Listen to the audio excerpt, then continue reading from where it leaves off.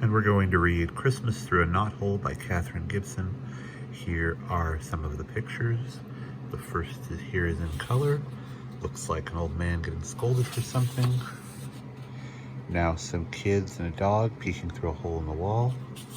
Looks like we have a guy in jail carving a piece of wood. Another color picture of some carvings and a winter village scene.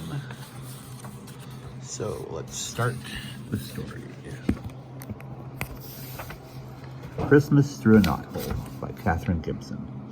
Old Hans was the best wood carver in all the land, but just 3 weeks before Christmas, he was thrown into jail.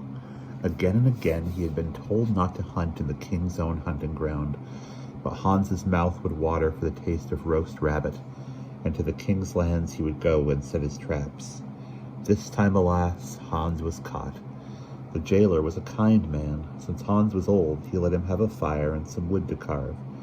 But Hans was very unhappy to be in jail on Christmas when all the village was making merry.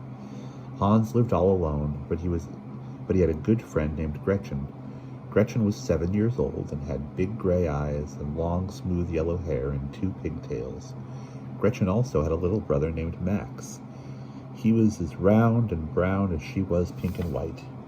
He was as naughty and full of laughter as she was quiet and thoughtful. "Oh, Max," Gretchen said to her brother, "what shall we do? Poor Uncle Hans is in jail just for hunting rabbits. He always has his Christmas dinner with us. Now he won't have any, not a bite." "And worse than that," said Max, "we won't get any toys." For every year, of course, Hans carved the most wonderful toys for them. Max looked cross. Gretchen looked sad. They walked past the jail. Like all other houses in the village, it was made of wood. The walls were very thick, and the only window was far, far above their heads. Suddenly Max said, "Look, there is a hole!" It was a large knothole in the wood. Max stood on his tiptoes and put his eye to the hole. "I can see him. I can see old Hans. He is carving just the way he always does." "Oh, Max, let me see," cried Gretchen. She bent down, and sure enough, she could see old Hans, or part of him. Max took out his pocket knife. Every boy in the village carried a knife, and scratched at the hole until he made it bigger. Then he put his lips to the hole and called, "Hans! Uncle Hans, come here! Come to the knothole!" Old Hans was surprised. He got up and followed the sound of the excited small voice. The children told him all the village news. In turn, he told him how long the days were in jail. "It will be a sad Christmas for you, Uncle Hans," said Gretchen. "We will miss you at home. For us, it will be even worse." Max was almost crying. "We won't have any toys, not one." "You come back here tomorrow," Uncle Hans said. The children could hardly wait for the next day. In the morning, they hurried back to the knothole. Here we are, Uncle Hans," they shouted. The knothole was bigger now. Out of it, Uncle Hans pushed a tiny wooden figure. It was a boy carrying a flower in his hands.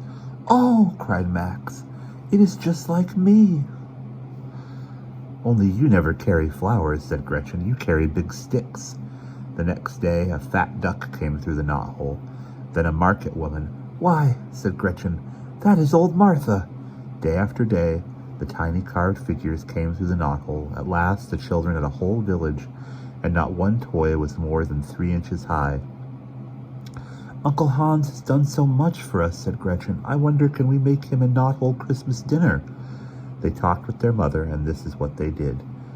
They wrapped some fine pieces of roast goose into long, thin bundles, 4 of them. They took some long, thin sausages that Hans liked ever so much. Gretchen baked some rolls. They were a very funny shape, not very different from the sausages, long and thin. Even the Christmas cakes were rolled up tight with sugar and nuts inside. "And a tall, thin candle, a Christmas candle. I will make it myself," said Max, and he did. Christmas Eve came. There was snow on the pointed roofs of the houses and on the pointed tops of the fir trees. Just as the lights were lit, Max and Gretchen went to the jail. They called old Hans. He came and gave them the prettiest toy of all. It was a funny, fat little fellow with a star on his head, a Christmas angel. Then Max pushed and Gretchen pushed, And soon Hans's Christmas dinner was inside the jail. Last of all, Max pushed through the candle. "Made it myself," he said, proudly jumping up and down. The children said they had never had such toys, and they loved them because they were so tiny. And Hans said the best dinner he ever had was the Christmas dinner through a knothole. The end.